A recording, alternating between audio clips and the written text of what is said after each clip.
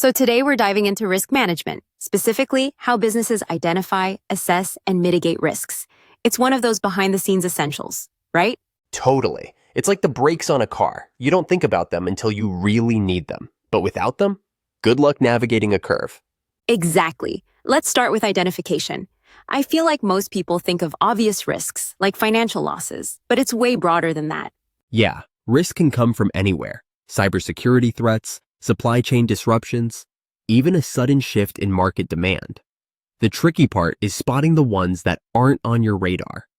Which is why risk identification often starts with brainstorming sessions, historical data reviews, even SWOT analysis. It's not just a checklist, it's a mindset. Right, and sometimes it's as much about what hasn't happened yet.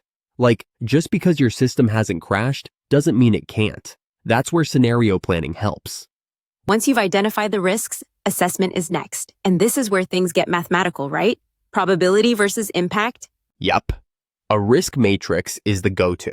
You rate each risk by how likely it is to happen and how damaging it'd be if it does.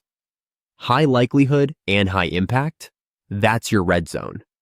And then there's the classic debate. Do you mitigate, transfer, accept, or avoid the risk?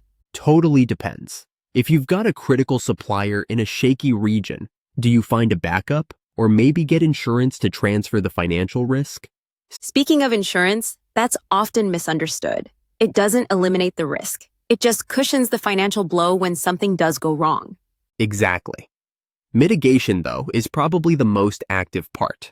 It's all about reducing either the probability or the impact of a risk. Like implementing stronger cybersecurity protocols to reduce the chance of a data breach, or creating redundancy in systems to limit downtime. And culture plays a big role. If your team's afraid to report near misses or concerns, you'll never get ahead of potential problems. Yes, a transparent, learning-oriented culture actually helps identify risks early. Silence, on the other hand, is a risk all by itself. So true. And then there's monitoring. Risk management isn't a one-time thing. It's a continuous loop. Assess, respond, reassess. Almost like a heartbeat. You ignore it, things go wrong quietly, until they don't. Love that metaphor. And it's also about agility. Being able to pivot when something unexpected pops up, like a pandemic or sudden regulatory change. Which raises the question, can you ever really be fully prepared?